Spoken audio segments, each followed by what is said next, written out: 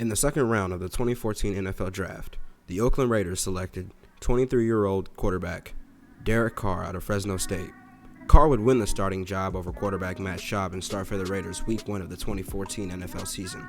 Derek Carr since then has started 142 games for the Raiders, finishing first in franchise passing yards and touchdowns. On January 31st, prior to the 2022 NFL season, the Raiders announced the signing of head coach Josh McDaniels. The hype was on with Carr and McDaniels' system with the addition of all-pro receiver Davante Adams. Flash forward to week 17 of the 2022 season, the 6-9 Raiders announced the benching of Derek Carr.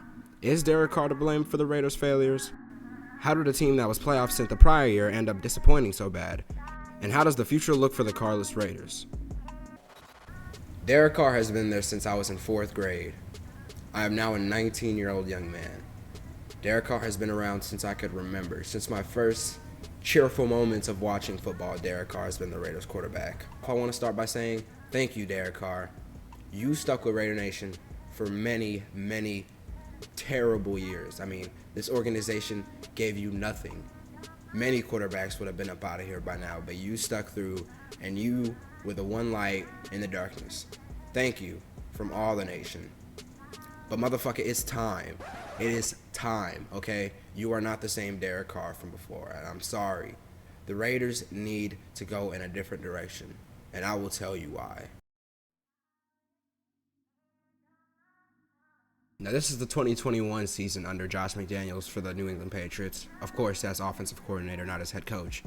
But whenever we're looking at the offensive side of the ball, they ranked 6th in points for, 15th in yards. And this is with rookie Mac Jones, Nelson Agholor is your wide receiver 1, Kendrick Bourne, and Jacoby Myers. These are wide receiver 2. Yeah, I give you wide receiver 2. These are wide receiver 2s at best, okay? You're not excited for a wide receiver core consisting of those guys. If Derek Carr was throwing to those guys, you would give him some new receivers. Give him some new receivers. He deserves better, as they should, okay? Your starting wide receiver core should not be Nelson Agholor, Jacoby Myers, and Kendrick Bourne. Okay? You have to have at least one stud in there to really take the pressure off everyone else, because the separation is not going to be the greatest. This is where the numbers get really important, okay? 11th in red zone percentage. 39 red zone touchdowns. 39 red zone touchdowns. 11th in red zone percentage. With Mac Jones, Kendrick Bourne, Jacoby Myers, Damian Harris, Ramondre Stevenson.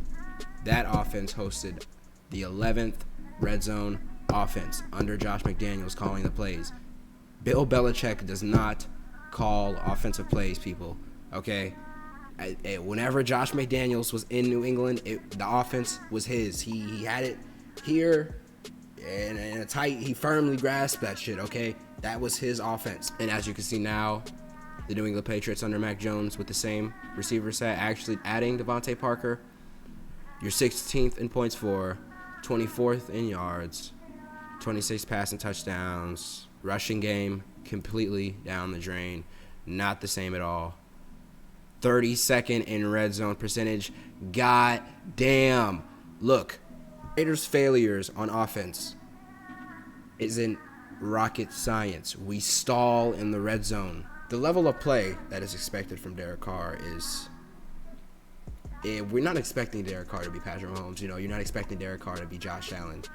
You're not expecting Derek Carr to be Lamar Jackson. But you can at least expect Derek Carr to be Jared Goff. You know, you can expect Derek Carr to be Kirk Cousins. But I don't think Kirk Cousins is that guy. But I think Kirk Cousins does a better job at being what he is than Derek Carr. I don't think Derek Carr knows what he is. I think Derek Carr is a shell of what he once was in his previous seasons, and the regression is obviously there. I mean, the drop in accuracy is insane.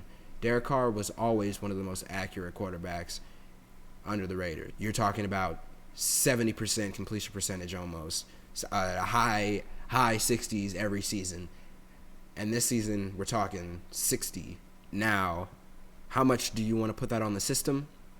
And Josh McDaniels, I can't. Mac Jones had a 67 completion percentage under under Josh McDaniels. There's no reason for Derek Carr to have a 60% completion percentage with his weapons. You could argue that the Raiders should have ran the ball more with Derek Carr. Some people argue that they should have ran the ball less and they should have passed the ball more and given Derek Carr the opportunity to really air it out, but I don't see really any success behind that. I mean, every time a team forced Derek Carr to throw and they would stack the box heavy, if Derek Carr wasn't tossing a one-on-one and hoping Davante Adams comes down with it, or Davante Adams wasn't getting butt naked, there was almost no hope, okay? Derek Carr wasn't extending plays with his feet. Derek Carr was going through his progressions poorly.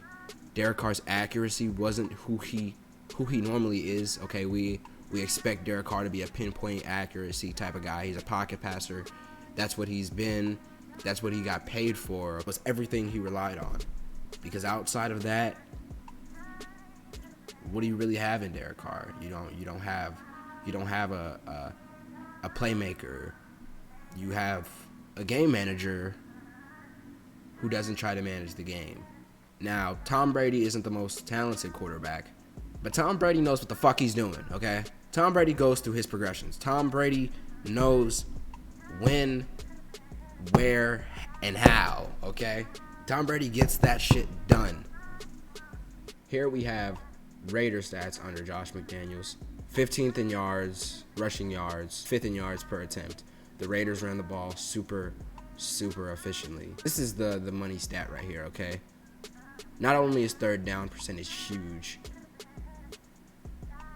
27th red zone percentage, that is insane. That is crazy. Derek Carr, you're telling me you couldn't lead a better offense under the same person?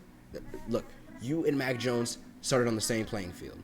First year with Josh McDaniels, you have Davante Adams. You have Josh Jacobs. How do you not host at least the 11th red zone, a top 11 red zone percentage? I mean, 27th is insane. That is crazy low. This is not Josh McDaniels, people. I'm sorry. Look, I love Derek Carr. I loved him. But you have to face the facts. Derek Carr has underperformed in the red zone miserably. And I mean, the red zone is the most important place in football. That's where the money is made, in the red zone. Patrick Mahomes is a wizard in the red zone. Patrick Mahomes has over 35 touchdowns in the red zone this year. We have 20. Our whole offense has 20. Patrick Mahomes has 35 alone. Himself, he's thrown 35, rushed for 35, I think. I'm not sure, but holy shit.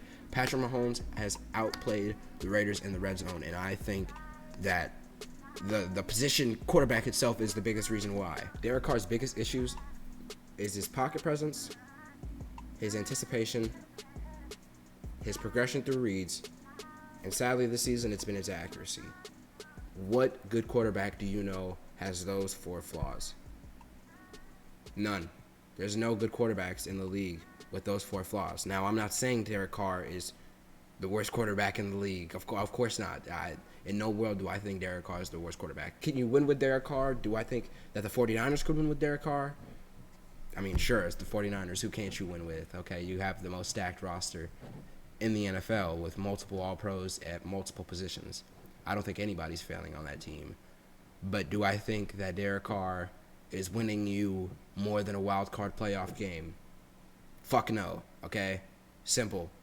That's the most simple way I could put it. I think Derek Carr has that in him. He doesn't have that grit. He cried after they lost to the Colts. I mean, they went on a little winning streak after, but you're not that guy.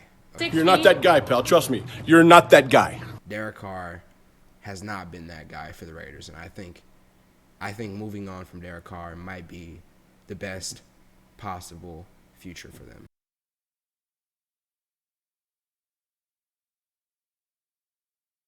Now, a big argument I hear with the Raiders this season is that Josh McDaniels has been the major downfall of the Raiders, especially following the previous season where the Raiders went to the playoffs and lost to the Bengals in the wild card. And I hate to break Raiders fans' hearts, okay?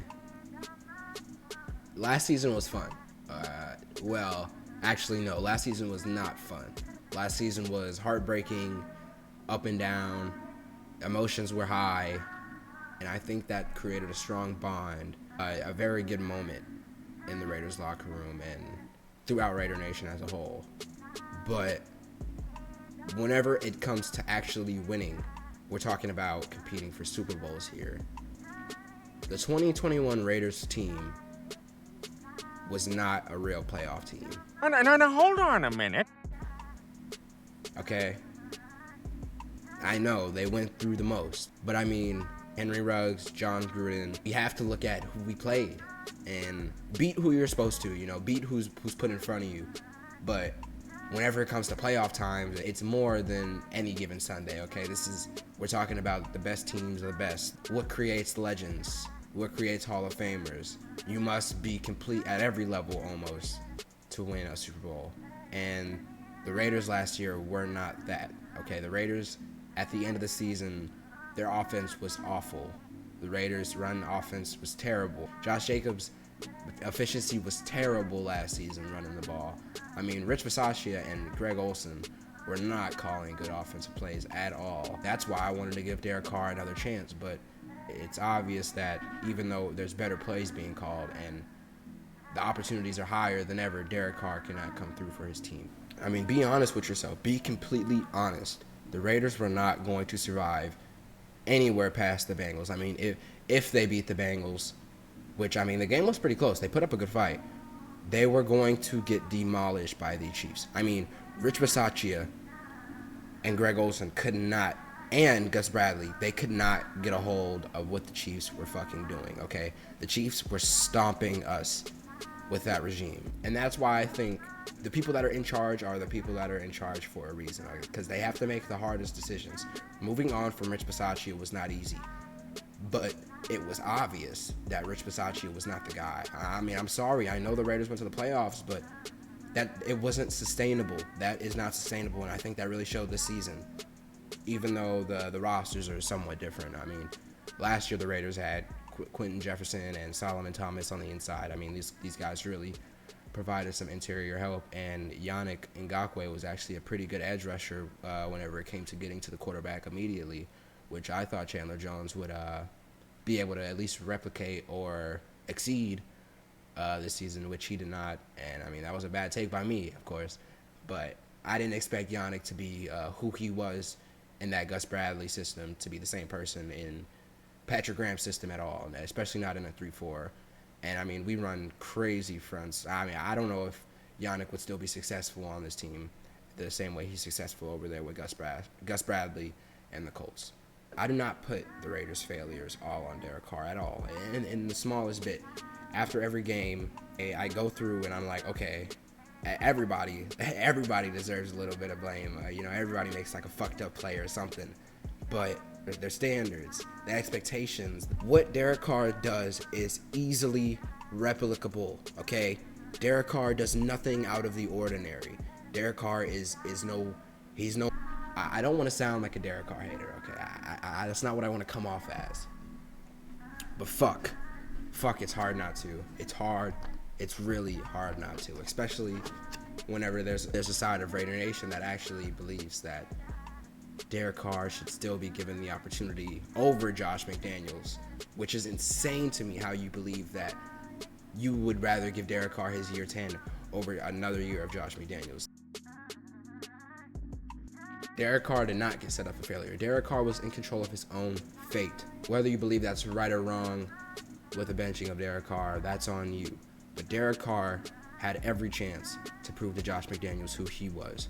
If Derek Carr completed 10 more passes, I mean, game-changing opportunities that he missed, poor pocket presence or his poor progressions or his poor accuracy, many of these plays, I mean, and I'll even give him the benefit of the doubt.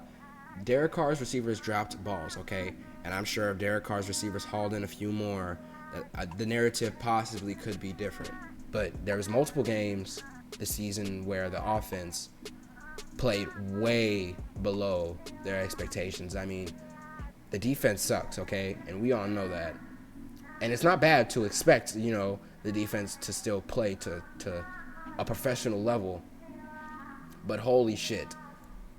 The offensive lows are worse than the defensive lows of this team, and it's insane. It is insane. I mean, the Raiders went 5 straight drives, scoreless. Punt, interception, pick 6, punt against the Patriots, or some shit like that. Josh McDaniels is not a perfect play caller. He's not. Nobody is. I've seen Andy Reid fuck up in the playoffs, and Andy Reid is a legend. Andy Reid is a legendary coach. He is a legendary play caller. Personally, sometimes I think Patrick Mahomes makes Andy Reid look better than he actually is, and I think that's a big job of the quarterback, is to make your coach look better than he is sometimes. And I think that goes for all of your players. I think you as the quarterback are held to a higher standard, and you are expected to cover the fuck-ups of your teammates, especially the teammates that are paid dirt shit. I mean, we have players getting paid fucking $800K starting, and I think it's unfair to blame Josh McDaniels for a lot of these player execution failures.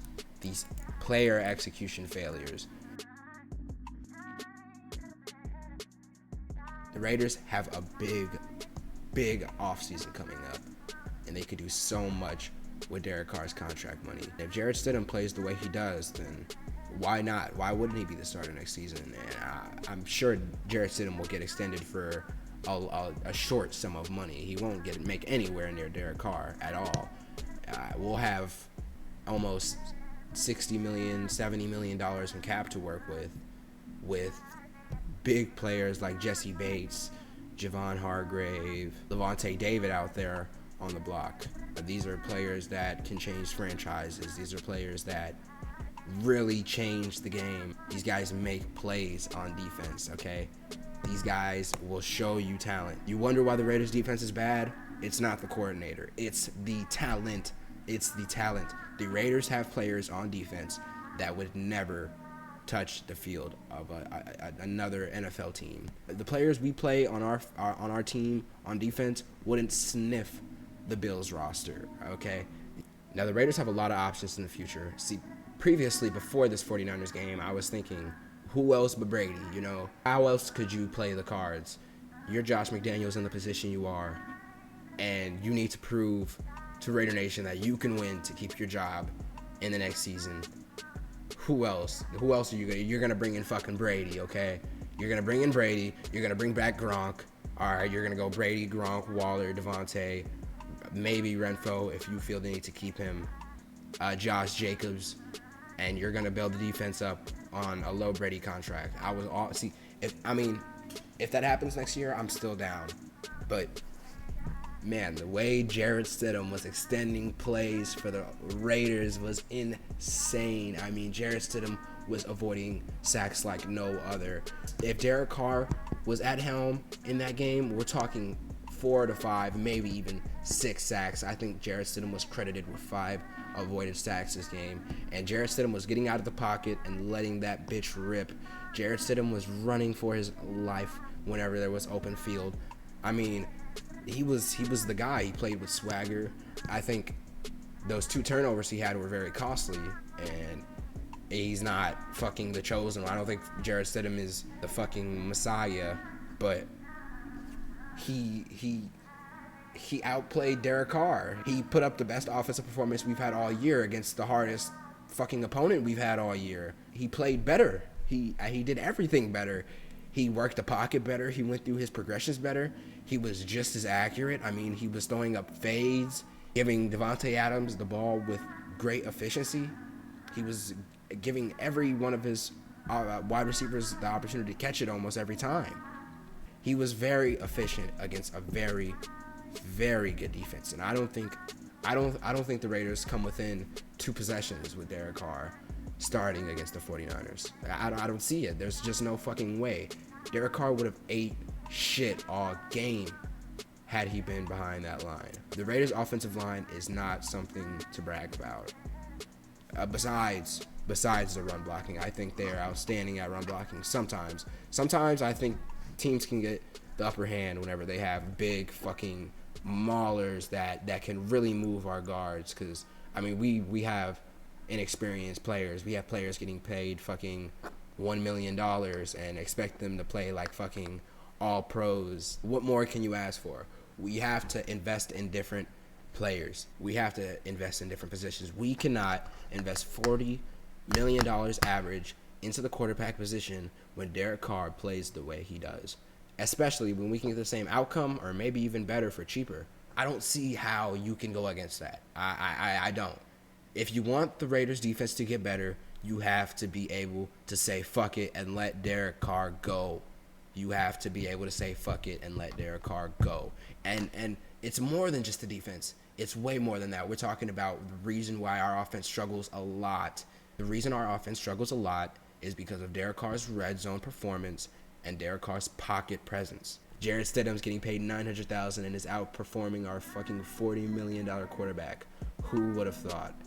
Who would have thought? But hey, I'm excited, man. Fuck, Raiders football is exciting now. Jarrett Stidham just sparked a light in the Raiders' future. If Jarrett Stidham can play like this and the Raiders can build a defense behind Jarrett Stidham in this offense, holy shit, the sky is the limit. Everybody saw what they just did to that defense. The 49ers defense is legit. I mean, I'm watching that whole game scared as fuck. From my perspective, I wouldn't know what to do. Fuck, do you run the ball? Do you pass it? I mean, they have an elite pass rush, and they also have an elite run-stopping defense. I mean, you have a fucking backup quarterback starting, and you have the best running back. You would expect them to run the ball a lot, but they trusted Jarrett Stidham, and Jarrett Stidham delivered. I think the Raiders would be better off with another wide receiver, another guard, maybe another tackle. Yeah, I think you move Dylan Parham back to right guard, find a left guard. You could probably keep Andre James there. I think the Raiders probably need, 8 new starters on defense. Holy shit, that defense could need a whole new revamp. But the future is bright without Derek Carr. The future is way brighter without Derek Carr than it is with Derek Carr. I think with Derek Carr, you waste Devontae Adams' years. I think you waste Max Crosby's years. You're not winning anything with Derek Carr, and that's the truth. And I know what Derek Carr is capable of, and I know how the NFL is today. And Derek Carr is not a today's NFL quarterback.